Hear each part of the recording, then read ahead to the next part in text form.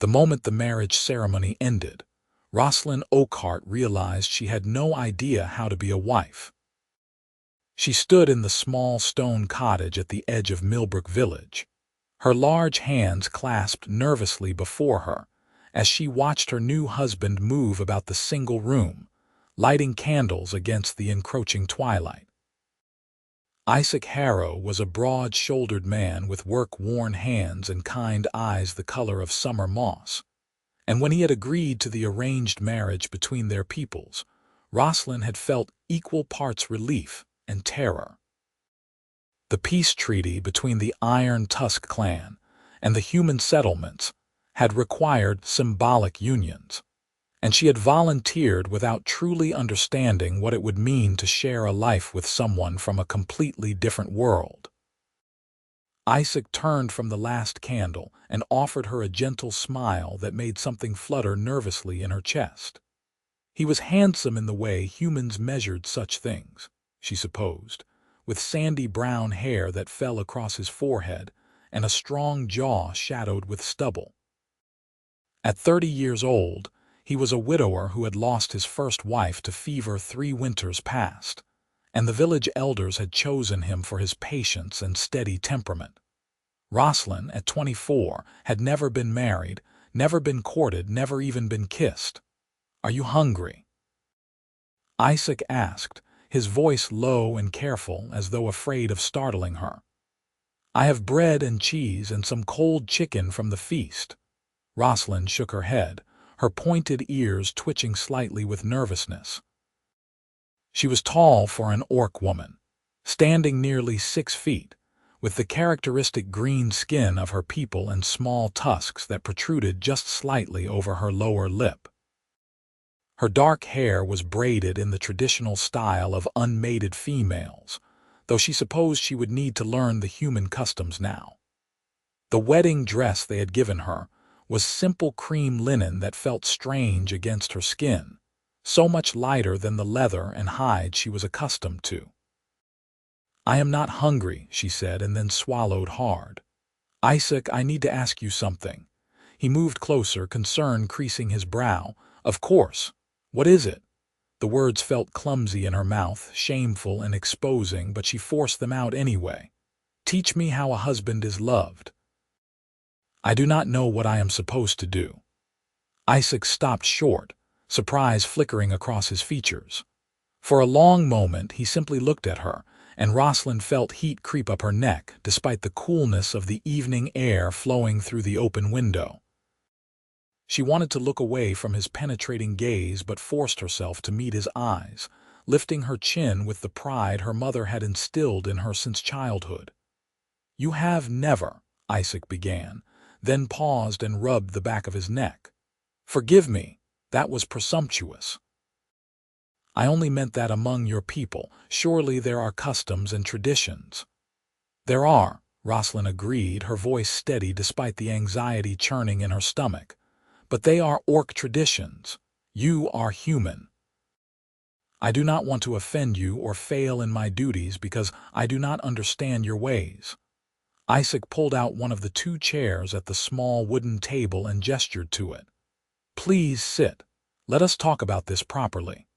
Roslyn sat, grateful for something to do with her restless body. Isaac took the chair across from her, leaning forward with his elbows on his knees. The candlelight played across his features, softening the lines around his eyes. "First," he said carefully, "I want you to know that I do not expect anything from you tonight, or any night until you are ready and willing." The statement surprised her so much that her tusks actually clicked together as her jaw snapped shut. "But the marriage must be consummated. The treaty requires it." "The treaty requires that we marry," Isaac corrected gently. "What happens within our marriage is between us alone. I will not force myself upon you, Roslyn. That is not how I honor my wife." Wife. The word sent a strange thrill through her. She had a husband now, this kind-eyed human who spoke to her with such gentleness. Among her people, marriages were often arranged, but the expectations were clear and practical. Mates supported each other, worked together, produce children to strengthen the clan. Affection might grow over time, but it was not required. Love was considered a pleasant bonus rather than a foundation. "Then what do you want from me?" she asked, genuinely confused. Isaac smiled, and it transformed his whole face. "I want to know you. I want us to become friends first if we can. Everything else will follow in its own time." "Friends," Roslyn repeated slowly, tasting the word. She had friends among her clan, of course, but the idea of friendship with a husband felt foreign. "You want me to be your friend before I am your wife. I want you to be both," Isaac said. "A good marriage, I believe, is built on friendship and respect. The rest, the physical aspects, they mean more when there is true feeling between two people." Roslyn considered this, turning it over in her mind. It was not at all what she had expected. She had prepared herself for demands, for expectations she might not understand, for the awkwardness of sharing her body with a stranger. Instead, Isaac offered her time and patience. "You are very different from what I expected," she admitted. "As are you," Isaac said, but there was warmth in his voice. "When they told me I was to marry an orc woman, I confess I was uncertain. I had never really known any of your people beyond brief encounters at the border markets. But when I saw you at the ceremony today, I thought you were the bravest person I had ever seen." Roslyn blinked in surprise. "Brave? You left your clan, your family, everything familiar to you to come live among humans who have not always been kind to your people. You did it for peace, for something bigger than yourself. Yes, that is very brave." No one had ever called her brave before. Strong, yes, capable, dutiful. But brave was something else entirely, and it warmed something inside her that had been cold with fear since she had left the Iron Tusk settlement 3 days prior. "I was terrified," she confessed. "I am still terrified." "So am I," Isaac admitted with a rueful laugh. "I have no idea how to be a good husband to you. I know nothing of orc customs or preferences. I am afraid of doing something that might insult you or cause you pain." The honesty in his words loosened something tight in Roslyn's chest. They were both afraid, both uncertain. Somehow that made everything feel more manageable. "Then perhaps we can learn together," she suggested tentatively. Isaac reached across the table and offered his hand, palm up. After a moment's hesitation, Roslyn placed her larger hand in his.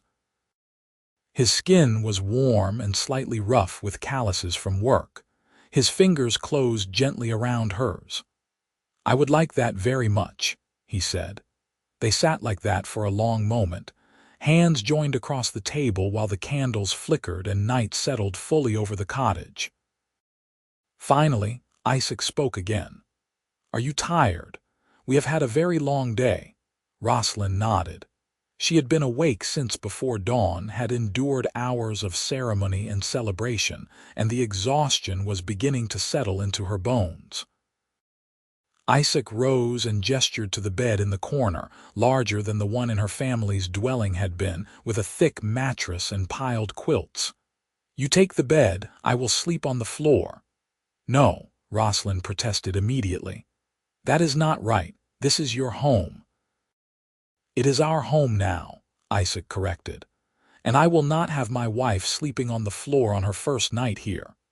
"Then we will share the bed," Roslyn said firmly, using the voice that had once made the younger orcs in her clan snap to attention during training. "We are married. There is no shame in sleeping beside each other." Isaac looked uncertain. "Are you sure?" "I am sure that I will not be comfortable knowing you are on the cold floor while I take your bed," Roslyn said. "We are both adults. We can share sleeping space without it meaning more than sleep." After a moment, Isaac nodded. "All right. I will step outside for a few minutes so you can change into your night clothes." He grabbed a light jacket and slipped out into the evening, closing the door gently behind him. Roslyn moved quickly. unfastening the unfamiliar wedding dress with fingers that fumbled at the tiny buttons. Among her people, clothing was simpler and more practical.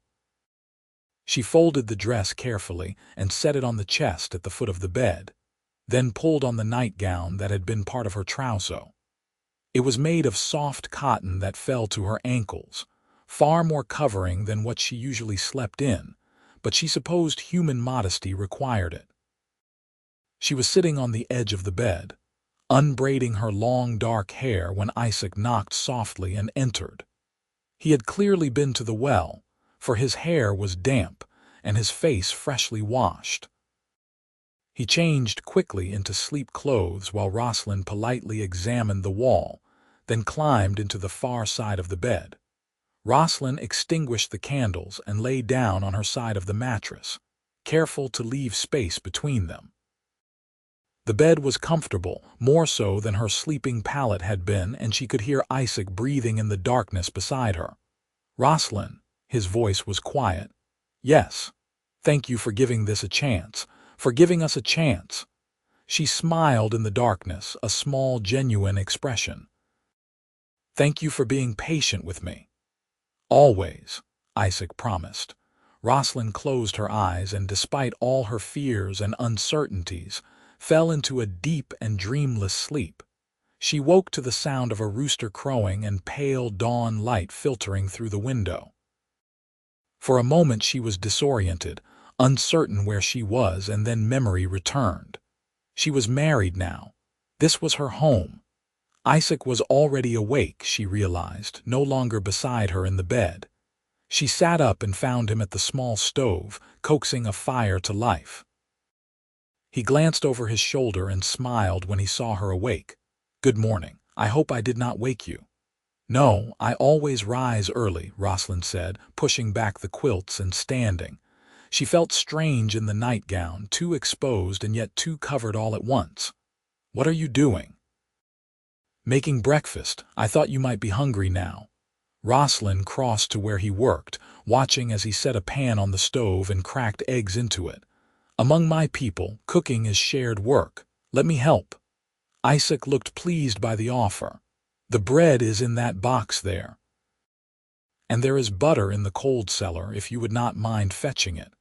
They worked together in comfortable silence and soon had a simple meal of eggs, bread, butter, and cold milk laid out on the table. As they ate, Isaac explained his daily routine. "I am a farmer," he said. "I have 20 acres about half a mile from here. Wheat, mostly, and some vegetables. I also do carpentry work in the winter months when the fields rest." "I am a hunter," Roslyn offered, "and a tracker. I can also work leather and tan hides." Isaac's eyebrows rose with interest. "Those are valuable skills. There is plenty of game in the forests around here. The villagers would likely trade well for fresh meat and worked leather." "You would not mind if I continued my trade?" "Mind?" Isaac looked genuinely surprised. "Why would I mind? A marriage is a partnership, Roslyn. We both contribute what we can." She felt relief at that. She had worried that human husbands might expect their wives to remain home, to abandon their skills and crafts. "Then I will hunt and bring in meat and skins. It is what I am good at." "I look forward to seeing your skills," Isaac said warmly. "Perhaps you could teach me tracking. I have always been a poor hunter." The idea of teaching this patient, kind man something from her world pleased Roslyn immensely. "I would be honored to teach you." After breakfast, Isaac showed her around the cottage property. It was small but well-maintained, with a vegetable garden, a chicken coop, a small barn with a cow and 2 goats, and a workshop where Isaac kept his carpentry tools. Beyond that stretched the fields, golden with nearly ripe wheat. "Harvest will begin in about 2 weeks," Isaac explained as they walked between the rows. "It is hard work, and I usually hire a few hands from the village to help, but any assistance you could provide would be welcome." "I am strong," Roslyn assured him.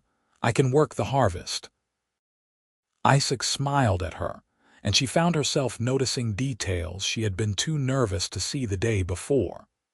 The way his eyes crinkled at the corners when he was pleased, the strength in his shoulders and arms from years of farm work, the gentle way he spoke, never raising his voice or making demands. They spent the morning working together, Isaac tending to repairs on the barn door while Roslyn explored the property and got her bearings. The cottage sat at the very edge of the village, with forest on 3 sides.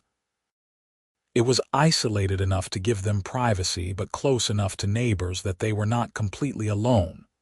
Roslyn appreciated that.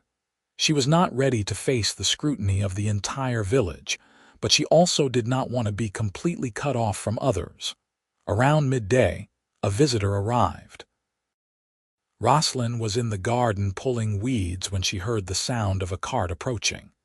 She straightened, instantly wary, her hand going instinctively to her belt where her knife would normally hang.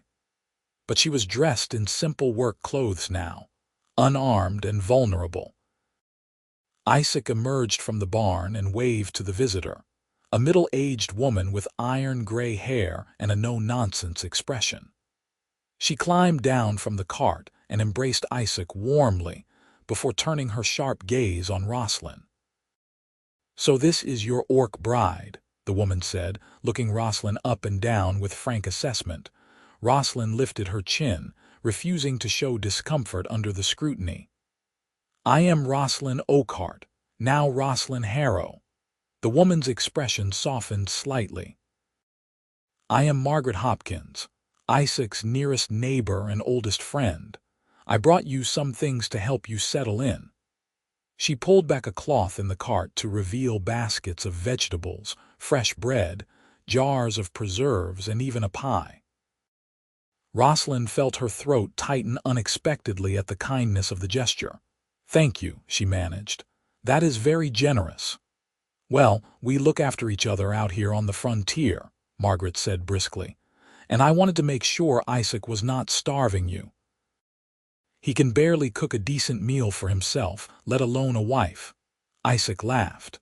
"I am not that bad, Margaret." "You are worse," Margaret retorted, but there was affection in her voice. She turned back to Roslyn.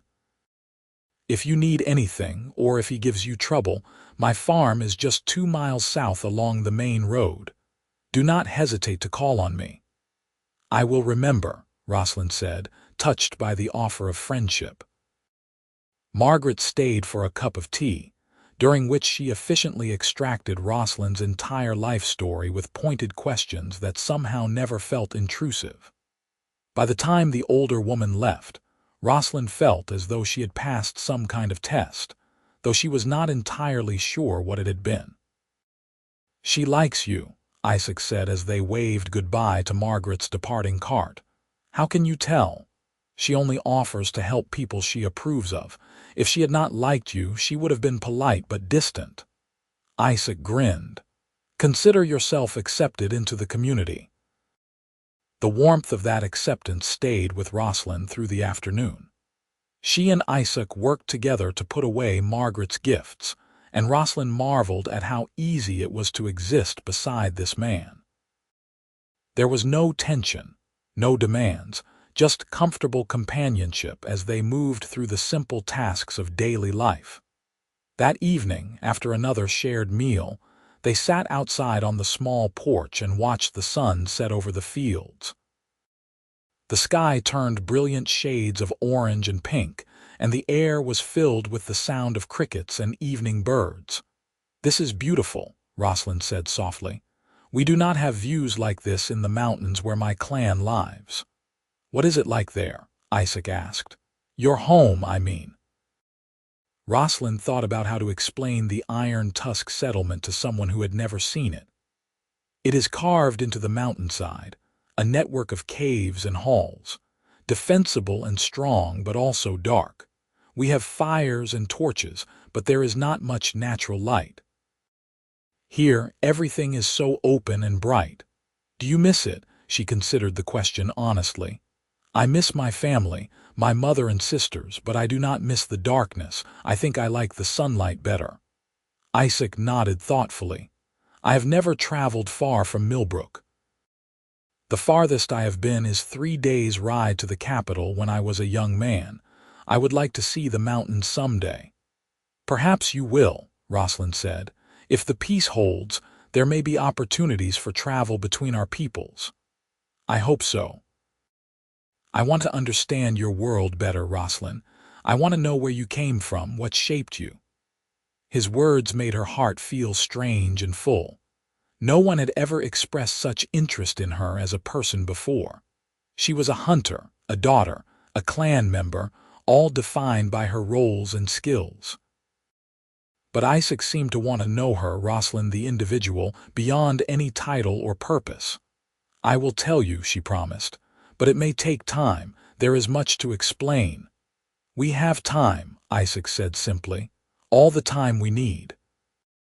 They sat in companionable silence as darkness fell, and when they finally went inside to prepare for bed, Roslyn felt more settled than she had since leaving her clan.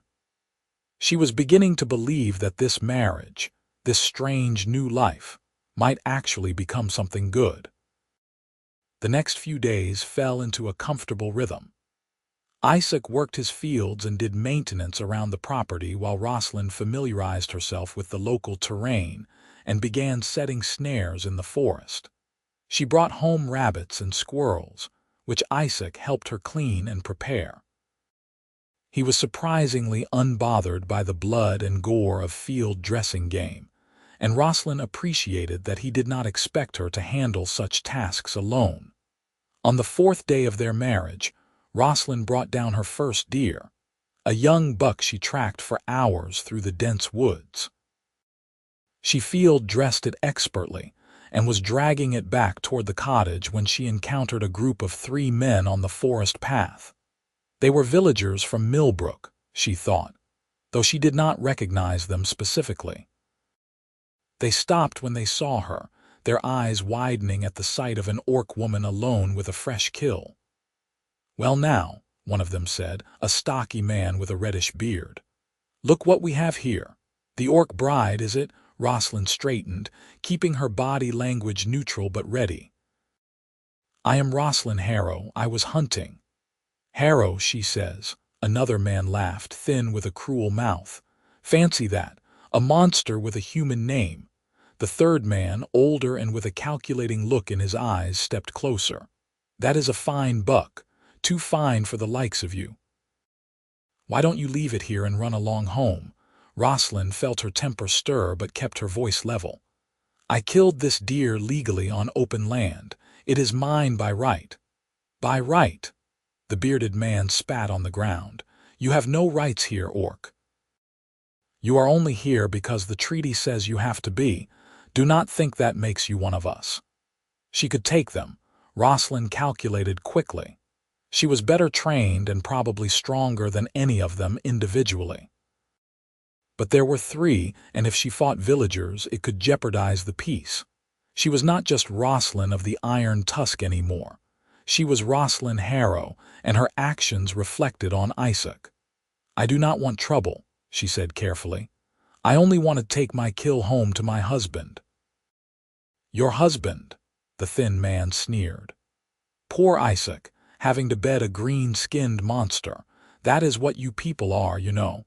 Monsters pretending to be civilized.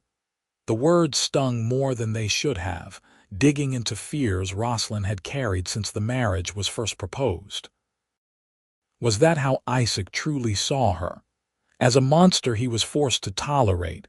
Before she could respond, a familiar voice cut through the tension. That is enough. Isaac emerged from the tree line, his face set in hard lines Roslyn had never seen before. He moved to stand beside her, his presence solid and protective.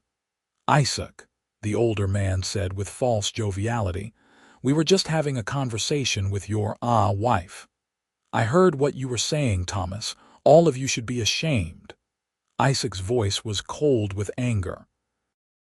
Roslyn is my wife and a member of this community. She deserves your respect, not your insults. She is an orc, the bearded man protested. She is a person, Isaac shot back. "And she has more honor and courage than the three of you combined. Now get out of our way." The men exchanged glances, clearly unwilling to push the confrontation further. They moved aside grudgingly, and Isaac picked up the deer's front legs while Roslyn took the back.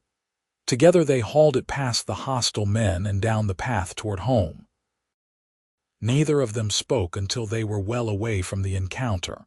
Finally, Roslyn broke the silence. "Thank you for defending me." Isaac stopped walking and set down his end of the deer, turning to face her fully. "You do not need to thank me for that. You are my wife. I will always defend you." "Those men, they hate me. They see me as a monster." "Those men are fools," Isaac said firmly. "And their opinions matter not at all to me. You are not a monster, Roslyn. You are brave and skilled and kind. You left everything you knew to help forge peace between our peoples. That makes you a hero, not a monster." Roslyn felt her eyes sting with unexpected tears. "You truly believe that?" Isaac reached out and gently touched her cheek, his calloused fingers warm against her green skin. "I truly believe that. I am honored to be your husband." The tears spilled over then, and Roslyn was mortified to find herself crying in front of him. But Isaac just pulled her into his arms and held her while she wept, one hand rubbing soothing circles on her back. "It is all right," he murmured. "Let it out. You do not have to be strong all the time." She clutched at his shirt, her face pressed against his shoulder, and let herself feel everything she had been holding back since leaving her clan. The fear, the loneliness, the constant anxiety of being in a strange place among people who might hate her. Isaac held her through all of it, steady and patient, until the storm of emotion finally passed. When she pulled back, wiping at her face self-consciously, Isaac smiled at her with such warmth that it made her heart ache. "Better?" he asked. She nodded. "I am sorry." "That was not. I should not have broken down like that." "Why not? You are allowed to have feelings, Roslyn. You are allowed to be afraid and sad and overwhelmed. It does not make you weak. It makes you real, real." The word resonated through her. She had been so focused on being strong, on representing her people well, on not failing in her duty, that she had forgotten she was allowed to simply be herself. "Among my people," she said slowly, "showing emotion is considered a weakness, especially for those who are warriors or hunters. We are taught to keep our feelings contained."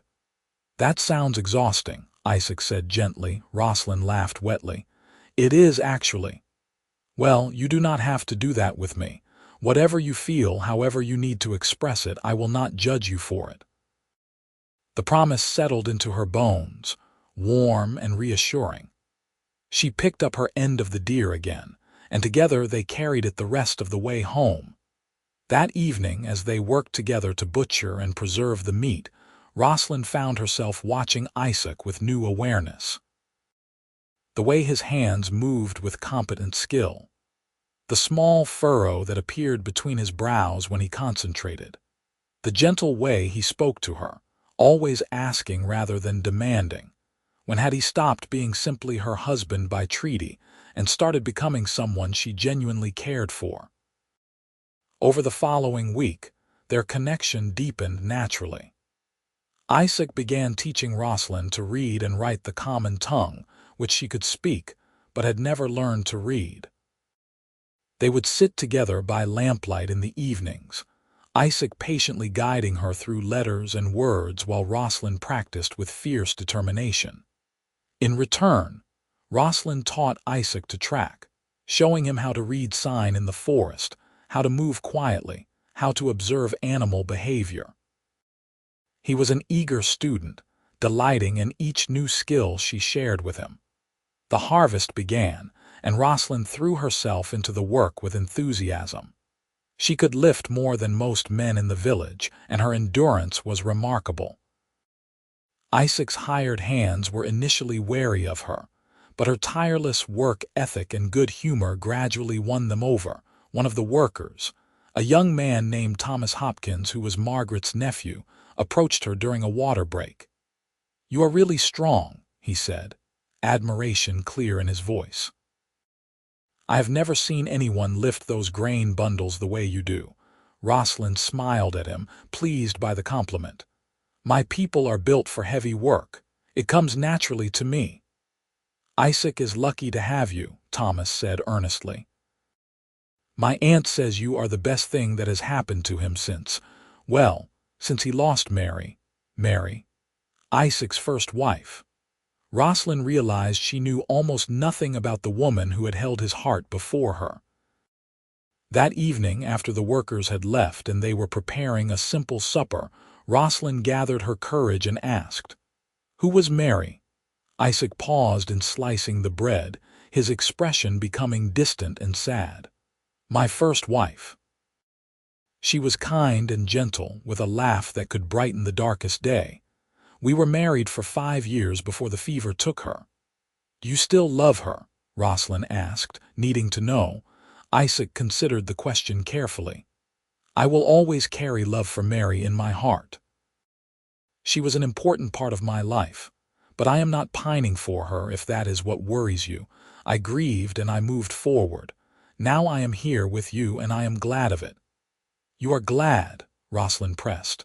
"Truly. This was an arranged marriage, Isaac. You did not choose me." "I chose to say yes when they asked if I would marry you," Isaac pointed out. "I could have refused, but I did not want to, and every day since I have been more certain that it was the right choice." His words sent warmth flooding through her chest. "I am glad too," she admitted quietly. "I did not expect to be, but I am." You have been so kind to me, Isaac, so patient. I did not know humans could be like you." "Not all of us are," Isaac said honestly. "Just as I am certain not all orcs are like you, but we are who we are, you and I think we fit together rather well." "Fit together?" Yes, that described it perfectly. They fit together like two pieces of a puzzle, different shapes that nevertheless complemented each other. The harvest continued for another week, exhausting but satisfying work. On the final day, Isaac's workers helped them load the last of the grain into the barn, and then Isaac surprised everyone by announcing a celebration. "We have all worked hard," he said. "Tomorrow night, come to our home for a feast. We will roast meat and drink cider and celebrate a successful harvest." The workers cheered, and Roslyn felt a flutter of nervousness. She had barely interacted with the villagers beyond brief encounters. Hosting a gathering felt overwhelming, but Isaac squeezed her hand reassuringly. "We will do it together," he murmured. "You are an excellent cook, and I will handle everything else." The next day was a flurry of preparation. Roslyn roasted the venison she had brought down, along with chickens and vegetables from the garden. Isaac made fresh bread and procured several barrels of cider from the village. Margaret arrived early to help, and her presence steadied Roslyn's nerves. "Just be yourself," Margaret advised as she arranged wildflowers in vases. "They already like you more than you realize. Thomas has been singing your praises to anyone who will listen after working the harvest with you." When the guests began arriving at sunset, Roslyn stood beside Isaac and greeted them with as much confidence as she could muster. Thomas Hopkins was among the first to arrive, bringing his wife and 2 young children. More families followed, until their small cottage and yard were filled with people. To Roslyn's surprise, they were genuinely welcoming. The workers who had labored alongside her treated her as a comrade. Their wives asked about her cooking methods and expressed interest in her hunting techniques. The children, with the fearless curiosity of the young, peppered her with questions about what it was like being an orc. "You really have tusks?" one little girl asked, wide-eyed. Roslyn smiled and opened her mouth slightly to show her small tusks. "I do, see, they are so pretty," the girl exclaimed. "Like a walrus, but prettier." Everyone laughed, and the tension Roslyn had been carrying finally eased. She was not a monster to these people. She was just Roslyn, Isaac's wife, a member of their community. As the evening wore on and the cider flowed freely, someone brought out a fiddle and began to play. People danced in the yard, spinning and laughing under the stars. Isaac offered Roslyn his hand. "May I have this dance?" He asked formally. "I do not know how to dance the human way," Roslyn protested. "Then we will make up our own way," Isaac said with a grin. He pulled her into the dancing space, and they moved together clumsily at first, then with increasing confidence as Roslyn learned to follow his lead. Isaac was not an elegant dancer, but he was enthusiastic, and his joy was infectious.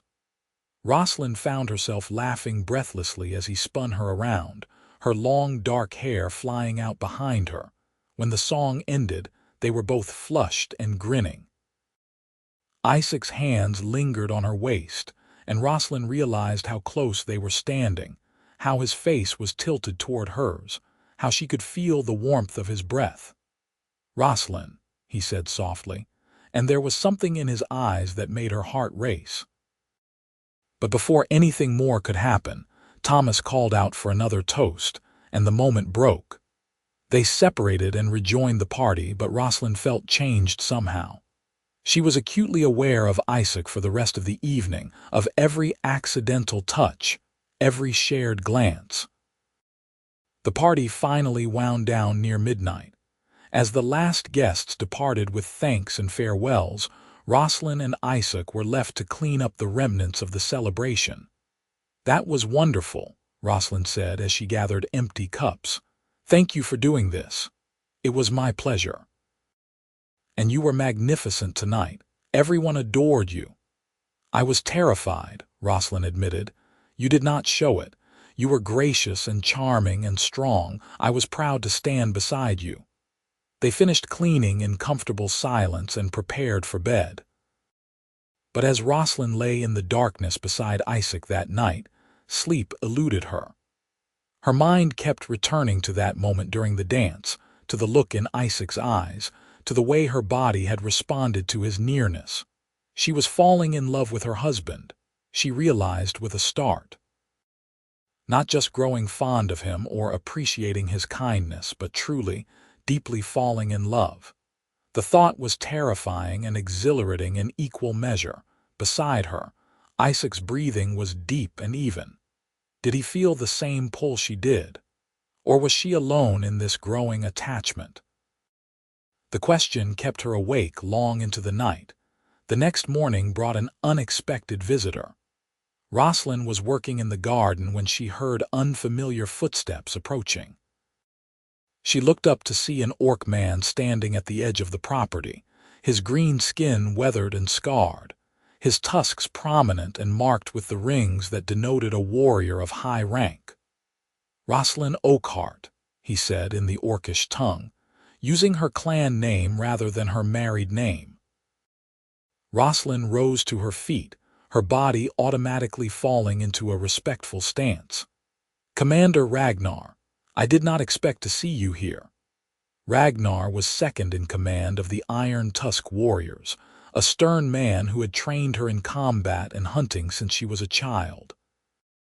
His presence here could only mean something important had happened. "I've come to check on you," Ragnar said. "Your mother sent me to ensure you are being treated well." Emotion tightened Roslyn's throat at the mention of her mother. "I am well. My husband is kind and honorable." Ragnar's eyes scanned the property, taking in the cottage, the barn, the fields. "You live alone here, away from others. We are at the edge of the village. It gives us privacy." "Privacy or isolation?" Ragnar's tone was sharp. "Are they keeping you separate because they are ashamed of you?" "No," Roslyn said firmly. "This is Isaac's home. It has been his home for years, and I am not isolated. I have been welcomed by the community." Ragnar looked unconvinced. "You should not have to work in the dirt like a slave, Roslyn. You are a warrior, a hunter of great skill. This is beneath you." His words stung, though she knew he meant them as concern. "I work beside my husband, not for him, and there is no shame in tending a garden. All work has honor if it is done well." "Your place is with your clan," Ragnar pressed. "If the humans are not treating you properly, if you are unhappy, the treaty allows you to return. No one would think less of you for admitting this was a mistake." Before Roslyn could respond, Isaac emerged from the barn. He stopped short when he saw Ragnar, clearly recognizing him as an orc warrior despite never having met him before. "Is everything all right?" Isaac asked, moving to stand beside Roslyn. "This is Commander Ragnar from my clan," Roslyn said in the common tongue so both men could understand. "He came to check on me." Isaac nodded respectfully to Ragnar. "You are welcome here, Commander. Would you like to come inside? We have food and drink to offer." Ragnar studied Isaac with the same assessing gaze he used to evaluate potential threats on the battlefield. "You are the human who married my student. I am Isaac Harrow, and yes, Roslyn is my wife. She was one of our finest warriors. I trained her myself from the age of 12. Now she tends your garden." Isaac's jaw tightened slightly, but his voice remained calm. "Roslyn tends our garden because she chooses to. She also hunts, works leather, and has been invaluable during the harvest. She contributes to our household in many ways, as do I. We are partners." "Partners," Ragnar repeated skeptically. "That is not how human marriages usually work, from what I understand." "Perhaps not all human marriages," Isaac acknowledged, "but it is how ours works. Roslyn is not my servant or my property. She is my equal and my companion." Ragnar's expression shifted slightly, surprise flickering across his scarred features. He turned back to Roslyn. "Is this true? He treats you as an equal." "He does," Roslyn confirmed. "Better than that, actually. He is kind and patient and respectful. I am happy here, Ragnar. Tell my mother that I am well and that she need not worry." Ragnar studied her face for a long moment, then nodded slowly. "I will tell her, but if that ever changes, if you need help, send word to the clan. We will come for you." "Thank you," Roslyn said sincerely. "That means more than you know." Ragnar clasped her shoulder in the traditional orc gesture of respect, then turned and walked away, disappearing into the forest with the silent grace of an experienced warrior. Isaac released a breath he had been holding. "That was intense." "He was protecting me," Roslyn explained, "in his way. He trained me, so he feels responsible for my well-being. I am glad your people care for you so much, though I admit it was intimidating having him question whether I am a good husband." Roslyn turned to face Isaac fully. "You are a good husband, the best I could have hoped for." "I meant what I said to him. I am happy here." Something softened in Isaac's expression. He reached out and tucked a strand of hair behind her pointed ear, his fingers lingering against her cheek. "I am happy too, happier than I have been in a very long time." They stood like that for a moment, the morning sun warm on their faces, the air between them charged with something unnamed. Then Isaac cleared his throat and stepped back. "I need to go into the village today to trade some of the grain. Would you like to come with me?"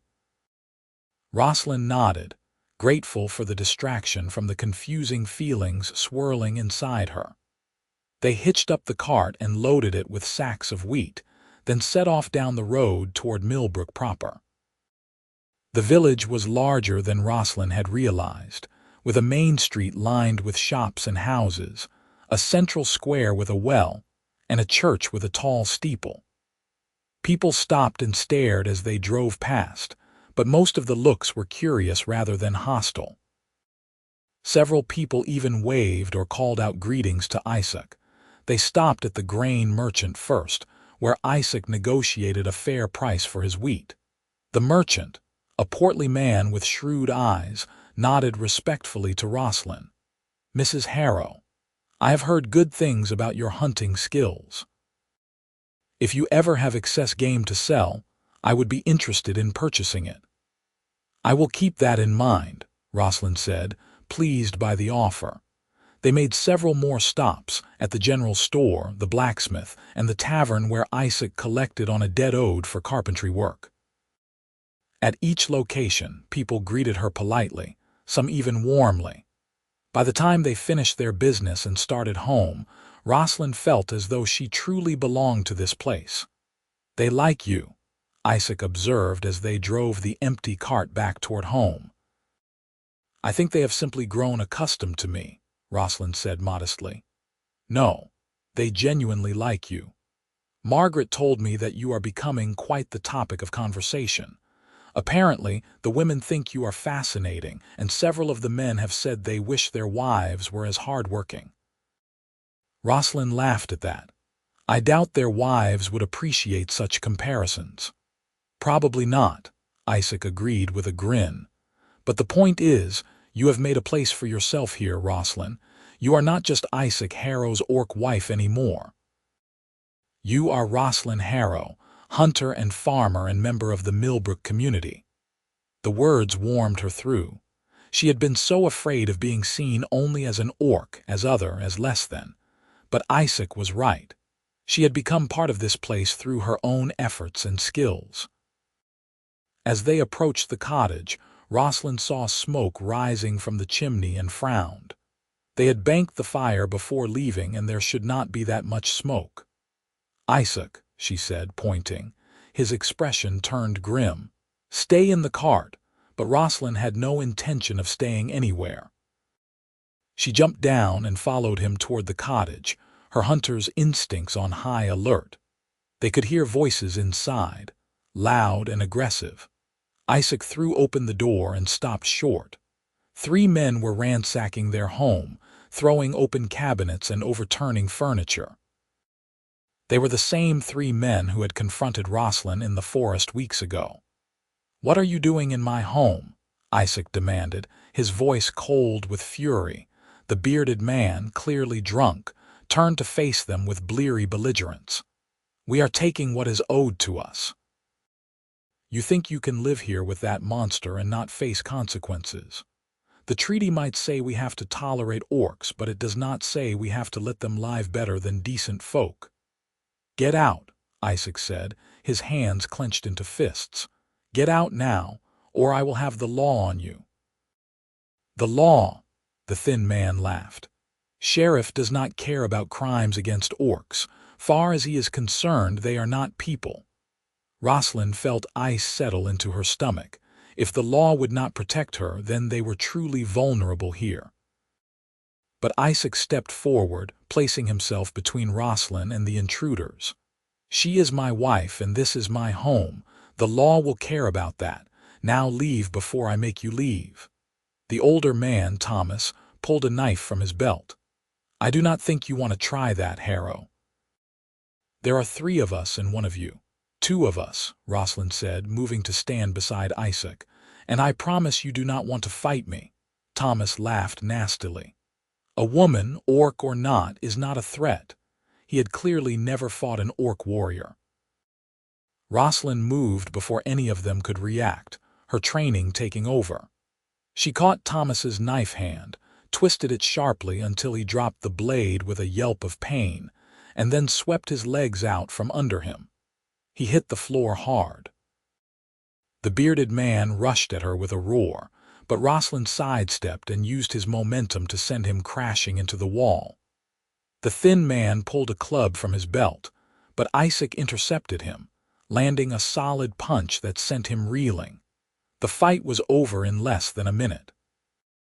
All 3 intruders were on the floor, groaning and defeated. Roslyn stood over them, breathing hard but unharmed. "Roslyn just gave you all a very important lesson," Isaac said coldly. "She is an elite warrior, trained since childhood. She could have killed each of you with her bare hands if she wanted to. Instead, she showed mercy. I suggest you remember that and thank whatever gods you pray to that she is more honorable than you deserve." He hauled Thomas to his feet and shoved him toward the door. "Get out, all of you." And if I ever see you on my property again, I will not stop her from doing what she was trained to do." The three men stumbled out, nursing their injuries and their wounded pride. Isaac slammed the door behind them and turned to Roslyn. "Are you all right?" he asked urgently, his hands moving over her arms and shoulders, checking for injuries. "I am fine. They barely touched me." "I am so sorry," Isaac said, his voice thick with emotion. "I am so sorry you had to deal with that, in our home where you should feel safe. It is not your fault, Isaac. There will always be people who hate what they do not understand. That does not make it acceptable." He pulled her into his arms, holding her tightly. "I will not let anyone hurt you, Roslyn. I swear it."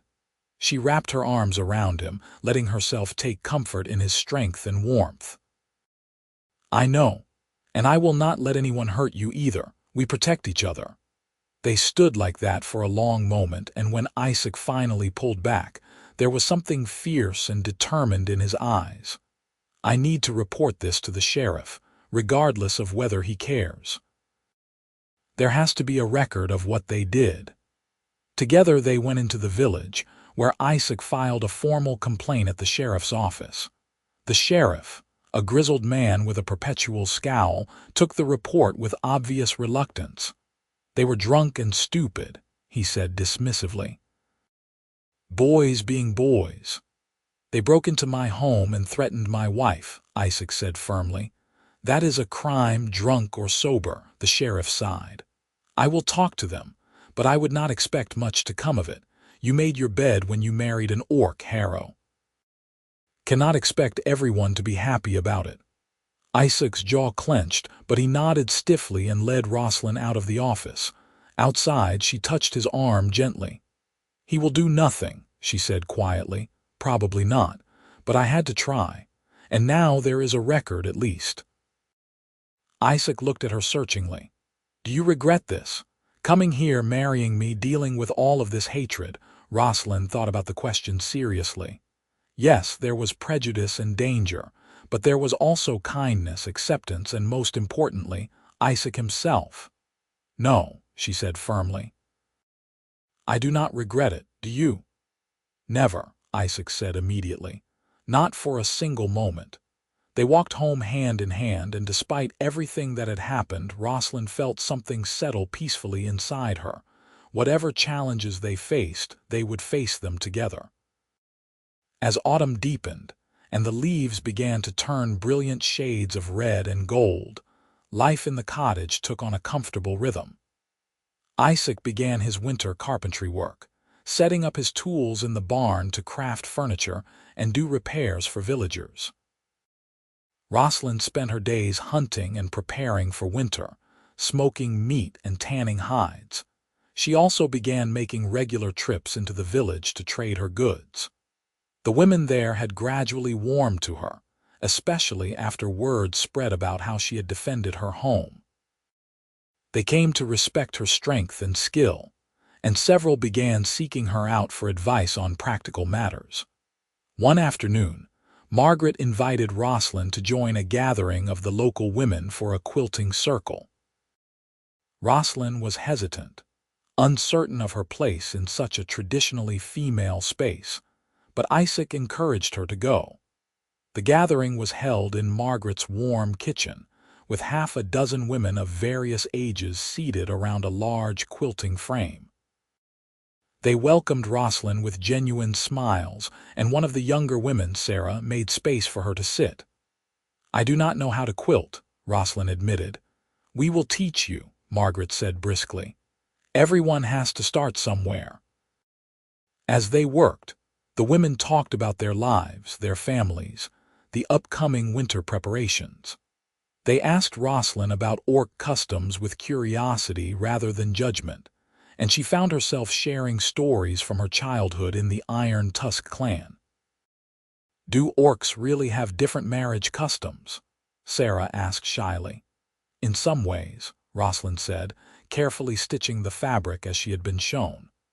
"Among my people, marriages are usually arranged by the clan leaders based on what will strengthen the community. Love is hoped for but not required.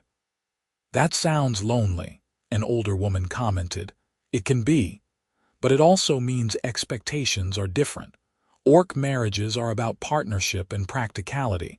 Affection that develops over time is considered a bonus.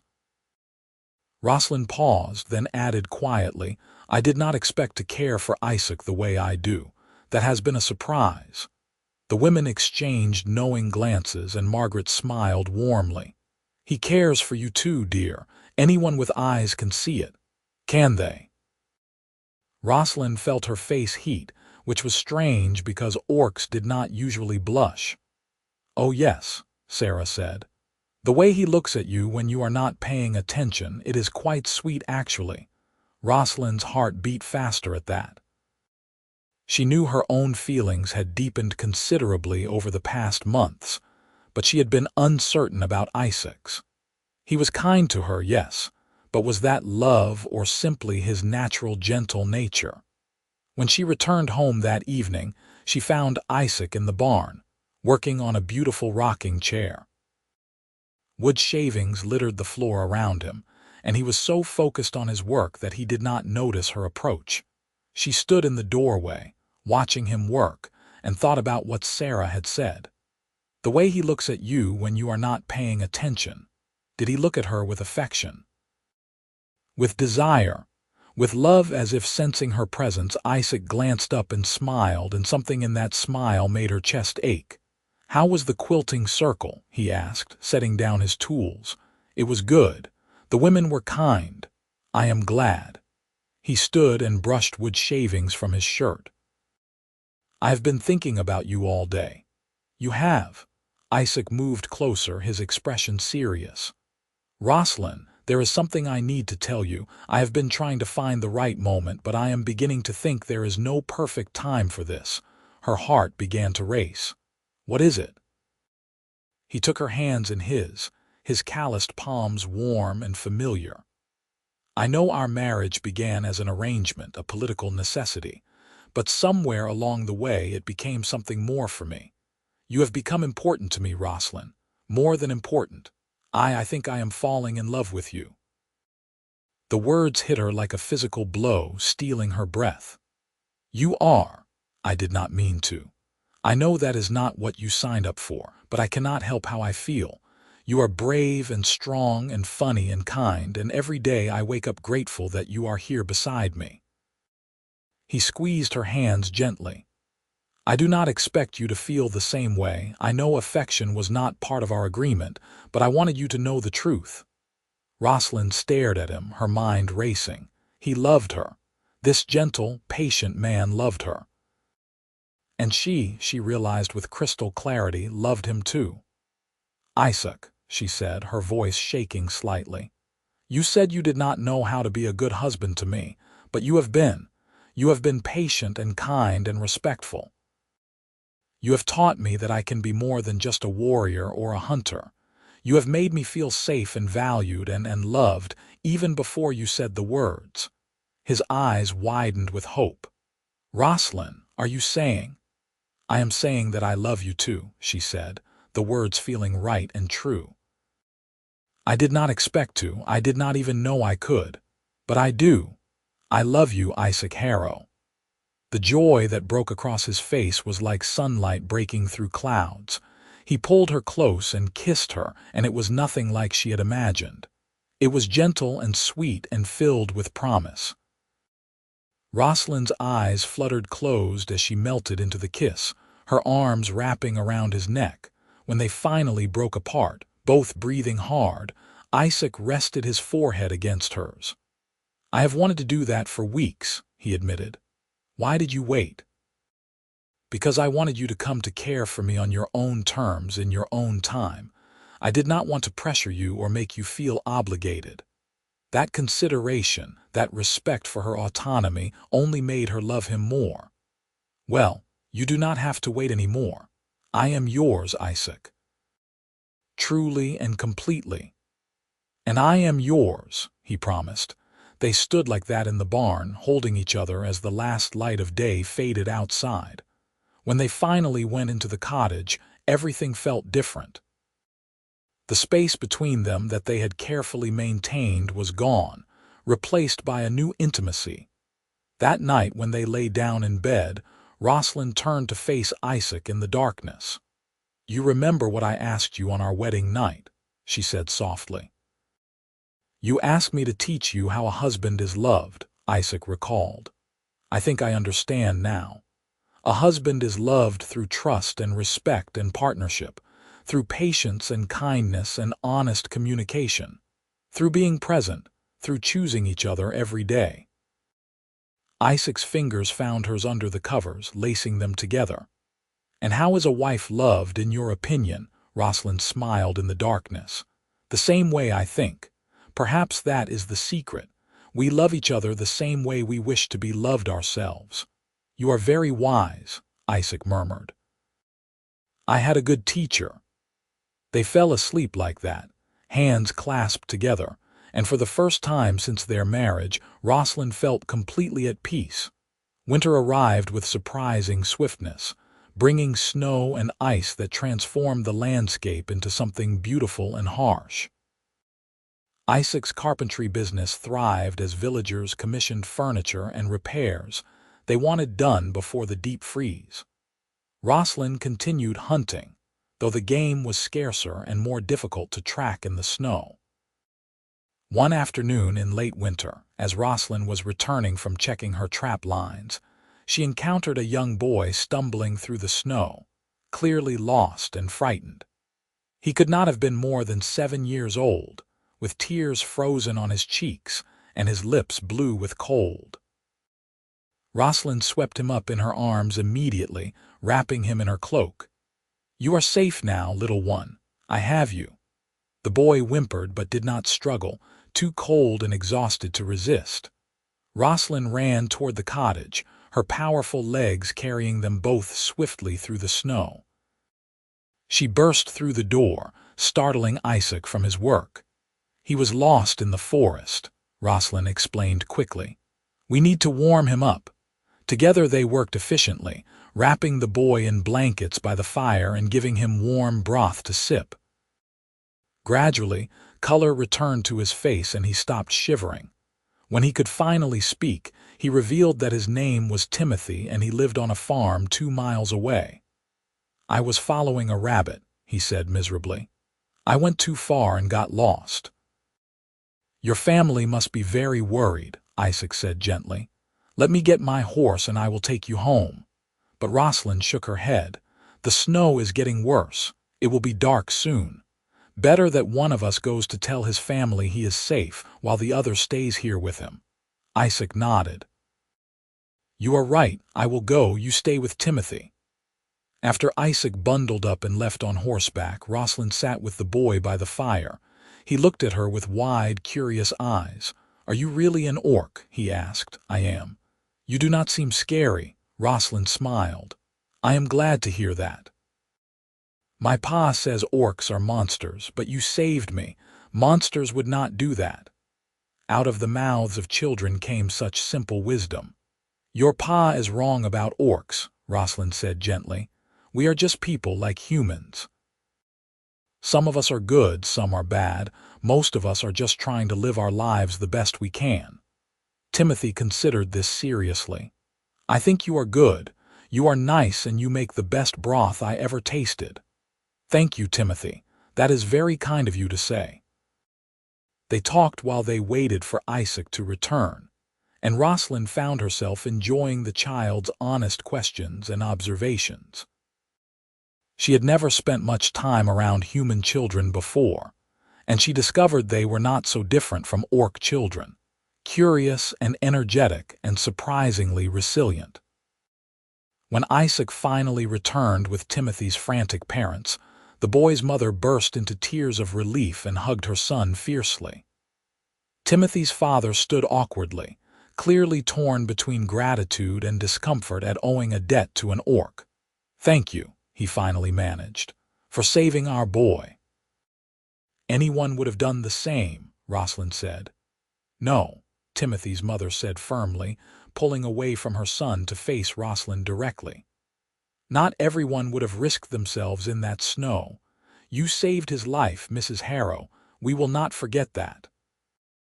Timothy hugged Roslyn before they left, his small arms barely reaching around her waist. "Thank you for the broth and for not being scary."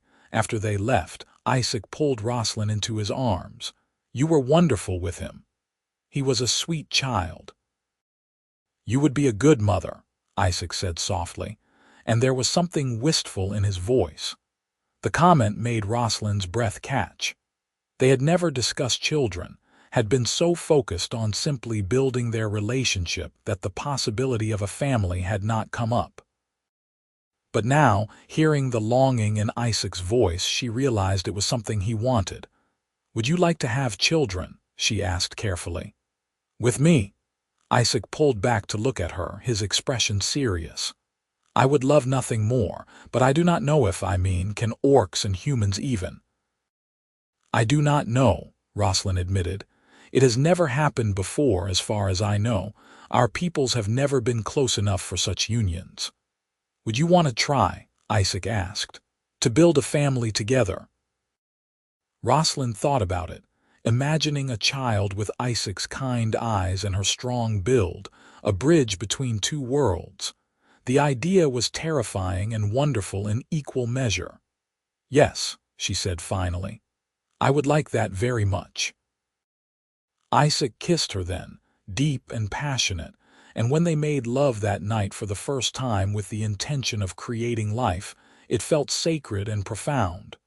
The rest of winter passed in a blur of domestic contentment. They worked together, laughed together, loved together. News of how Roslyn had saved Timothy spread through the village, and any lingering prejudice against her began to fade. She was no longer the orc bride. She was simply Roslyn, a valued member of the community. Spring arrived with a rush of melting snow and budding trees. Isaac prepared his fields for planting while Roslyn noticed with growing certainty that her body was changing. Her breasts were tender, her senses more acute, and she had missed her monthly courses. She waited until she was certain before telling Isaac, wanting to be sure. When she finally approached him in the field one afternoon and said simply, "I am with child," the joy on his face was indescribable. He lifted her and spun her around despite her size and weight, laughing with pure happiness. "We are going to have a baby. Roslyn, we are going to be parents." "Are you happy?" she asked, though she could see the answer written all over his face. "I am beyond happy. I do not even have words for what I am feeling right now." They held each other in the spring sunshine, and Roslyn felt a completeness she had never imagined possible. She had come to this place a stranger, an outsider, unsure of her place or purpose. Now she was a wife, soon to be a mother, a hunter and farmer, a bridge between two peoples who had been enemies. As the pregnancy progressed through spring and into summer, the village women rallied around Roslyn with advice and support. Margaret organized a gathering where the women brought gifts for the baby, tiny clothes and blankets and toys. Sarah shared stories of her own pregnancies, both reassuring and terrifying Roslyn with tales of childbirth. "No one truly knows how this will go," the village midwife, Mrs. Chen, said during one of Roslyn's checkups. "You are half orc, the baby is half human. But you are strong and healthy, and I will be here to help when the time comes." Isaac was simultaneously thrilled and terrified. He fussed over Roslyn constantly, trying to prevent her from doing any heavy work. She tolerated it with amusement for a while before finally sitting him down and explaining that orc women worked right up until they went into labor. "I am not fragile, Isaac. The baby and I are both fine. You do not need to wrap me in cotton wool." "I just want to take care of you," he protested. "You do take care of me, but you have to let me be who I am. I need to move to work, to hunt. That is how I stay strong and healthy." Isaac reluctantly agreed, though he still hovered anxiously whenever she did anything he considered risky. Late summer brought an unexpected visitor. Roslyn was hanging laundry when she saw a group of orcs approaching through the fields. Her heart leaped as she recognized her mother, Ree, at the head of the group. "Mother!" Roslyn ran to meet her, her pregnant belly making her movements awkward but not stopping her. Ree embraced her daughter fiercely, then pulled back to look at her. "You are with child, I am, due in about 2 months." Ree's eyes shone with tears. "A grandchild, I did not think. They said it might not be possible. We did not know either, but here we are." Isaac had emerged from the barn and approached cautiously. Ree turned her sharp gaze on him, assessing him with a warrior's eye. "You are the human who married my daughter." "I am Isaac Harrow. You are welcome here, mother-in-law."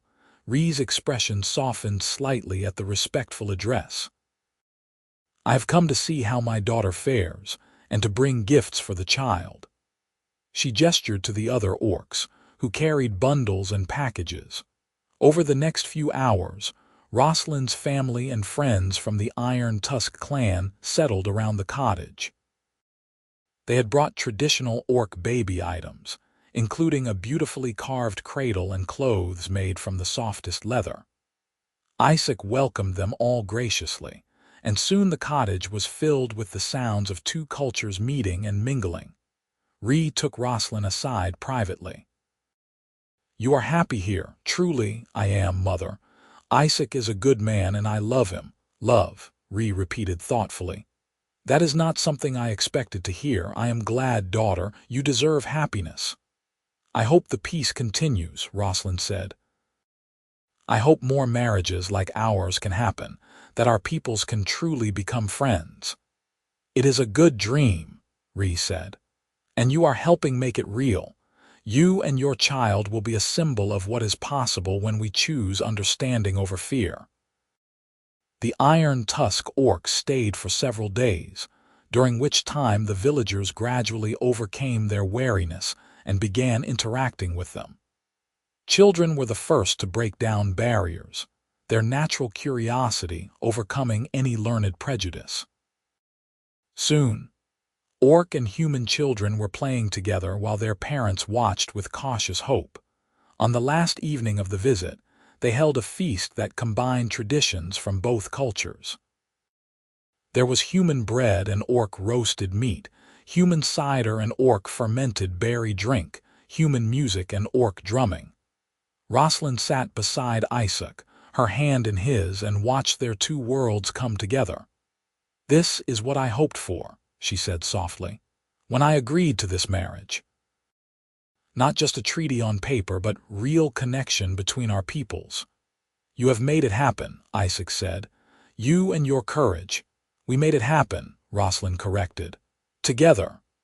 When the Iron Tusk orcs departed the next morning, Ree embraced Roslyn one last time. "I will return when the baby comes, if you want me." "I want that very much," Roslyn said, tears streaming down her face. As autumn arrived once more, completing the full cycle since their marriage, Roslyn felt her time drawing near. The baby was active and strong, making its presence known with powerful kicks that amused and amazed Isaac. The labor began on a crisp October morning. Mrs. Chen was summoned immediately, and she set up in the bedroom with the efficiency of long experience. Isaac paced anxiously in the main room, prevented from being present by convention, though Roslyn had insisted she wanted him there. "It is not done," Mrs. Chen said firmly. "Men do not attend births." "He is my husband," Roslyn gritted out between contractions, "and he will be here if I say so." Mrs. Chen threw up her hands. "Fine, but if he faints, I am not responsible."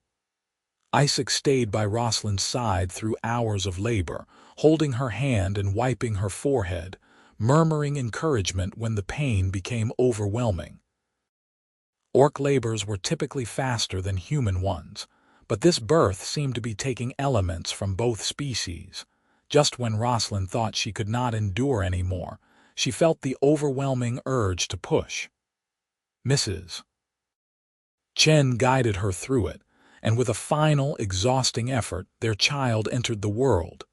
The baby's cry was strong and healthy, and Mrs. Chen quickly cleaned and wrapped the infant before placing it in Roslyn's arms. "You have a daughter," the midwife said with a smile. Roslyn looked down at the tiny face, seeing features that blended both parents. The baby had Isaac's nose and jaw, but her skin was a pale sage green and she had small pointed ears. Tiny nubs on her lower jaw suggested she might develop tusks as she grew. "She is perfect," Isaac breathed, tears running down his face. "Roslyn, she is absolutely perfect." "What should we name her?" Roslyn asked, unable to look away from their daughter's face. They had discussed names but never settled on one, waiting to meet the baby first.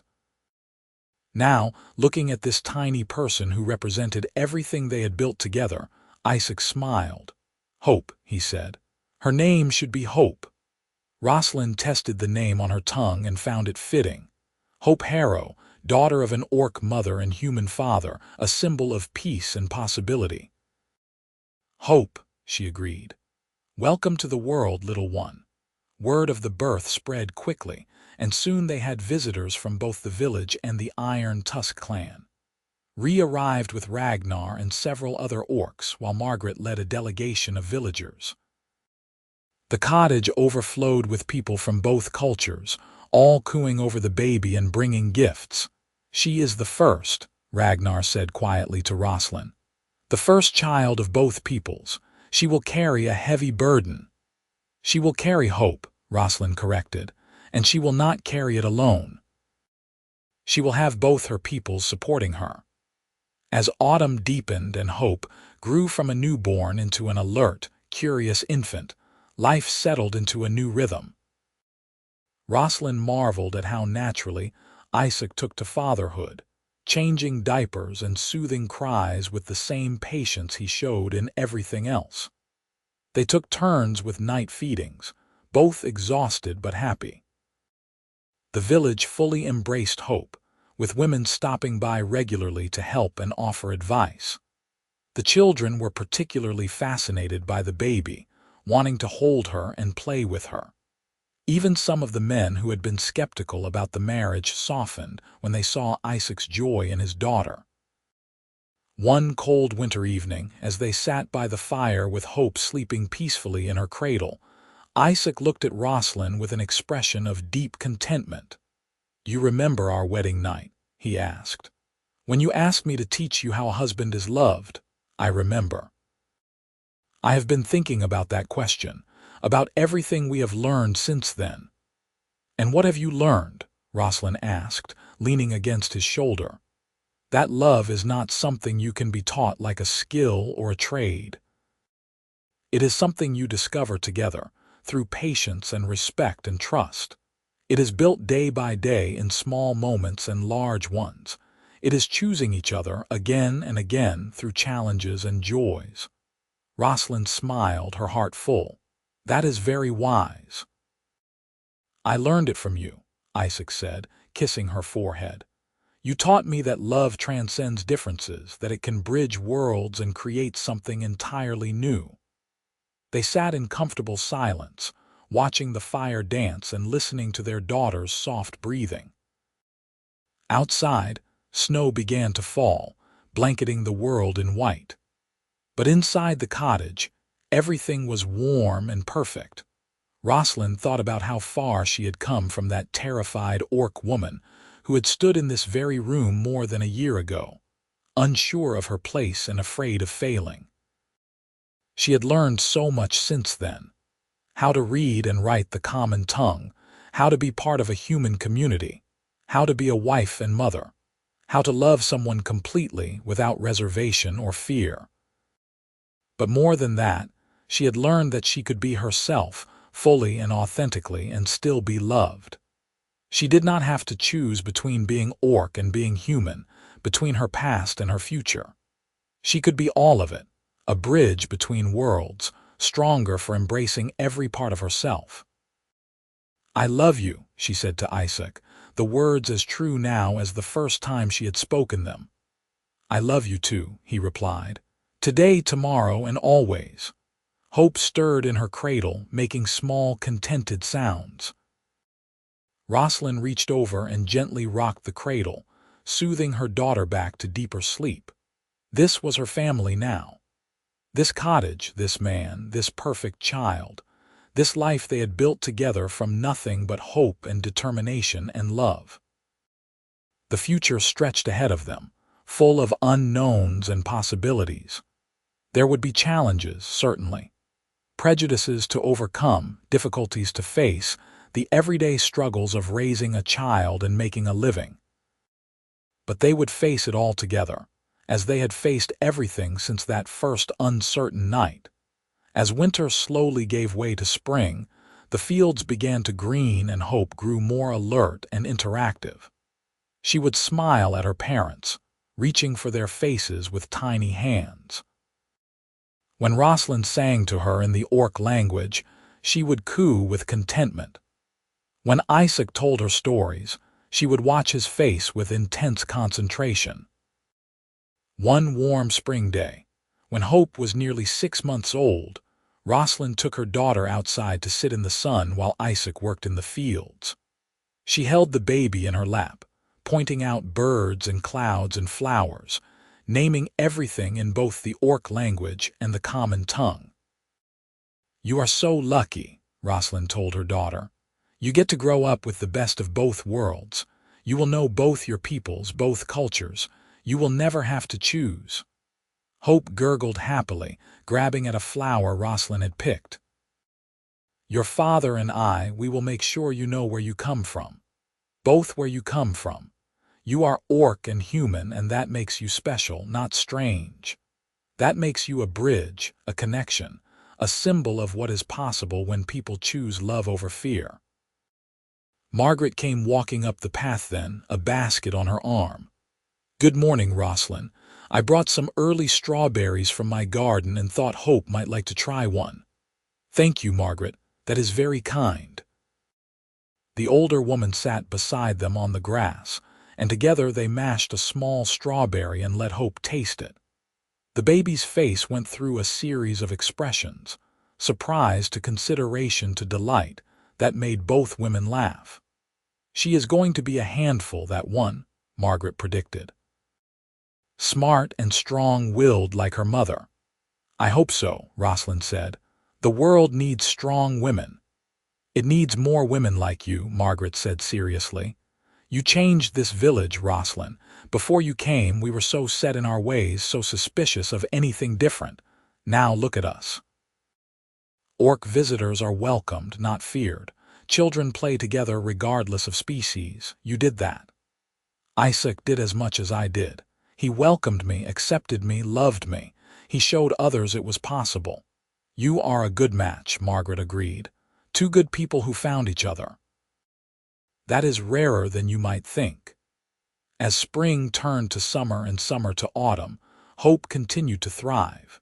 She began crawling, then pulling herself up on furniture, then taking her first wobbling steps. Each milestone was celebrated with joy by parents who marveled at every new ability. The harvest that year was particularly abundant, and Isaac hired workers again to help bring it in. Hope, now over a year old, toddled around the field under Roslyn's watchful eye, delighting the workers with her antics. She was a friendly, curious child, unafraid of anyone, Orc or human. On Hope's first birthday, they held a celebration that brought together both communities. It was the largest gathering they had ever hosted, with dozens of people filling the cottage and yard. There was food and music and laughter, and Hope reveled in being the center of attention. Ree, who had traveled from the Iron Tusk settlement for the occasion, watched her granddaughter with pride. "She is exactly what we hoped for," she told Roslyn. "A new generation that knows no boundaries between our peoples." "She is just the first," Roslyn said. "There will be more, I think. More marriages like ours, more children like Hope." "Perhaps," Ree said. "But she will always be special, the first bridge between our worlds." As the party wound down and guests began departing, Isaac found Roslyn standing at the edge of the field, Hope asleep in her arms. He wrapped his arms around them both, and they stood together watching the sunset. "Are you happy?" he asked, echoing the question from so long ago. "More than I ever dreamed possible," Roslyn answered honestly. Beyond measure, you and Hope, you are everything to me." Roslyn leaned back against his chest, feeling safe and loved and completely at peace. She thought about the frightened orc woman she had been on her wedding night, asking her new husband to teach her how to love him. She had learned so much since then, grown in ways she never expected. But the most important lesson was this: love was not something that could be taught. It was something you built together day by day through patience and kindness and respect. It was choosing each other, again and again, through good times and bad. It was creating a life together, a family, a future. She had asked Isaac to teach her how a husband is loved. Instead, they had taught each other how partners love, how to build something real and lasting from an arranged marriage between strangers from different worlds. And in the end, that love had created something beautiful. A family that spanned species, a home that welcomed all, a daughter who represented hope for a more unified future. As the stars began to appear in the darkening sky, Roslyn whispered a prayer of thanks to whatever gods were listening. She had been given a second chance, a new life, and she had made the most of it. Her journey from uncertain bride to confident wife and mother had been challenging, but every step had been worth it. She looked down at Hope's sleeping face, then up at Isaac's loving smile, and knew with absolute certainty that this was exactly where she was meant to be. This was home. This was family. This was love in its truest, deepest form, and it was more than enough. It was everything.